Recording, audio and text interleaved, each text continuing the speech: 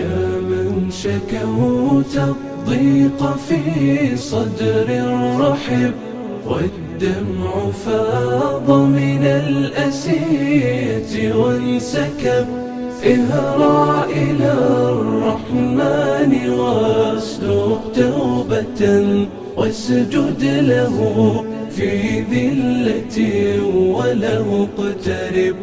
اهرع إلى الرحمن واسلك توبة، واسجد له في ذلة وله اقترب.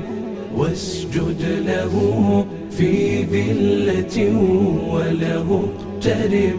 في موطن فيه انكسارك رفعة، وجلاء هم وارتياح من تعب.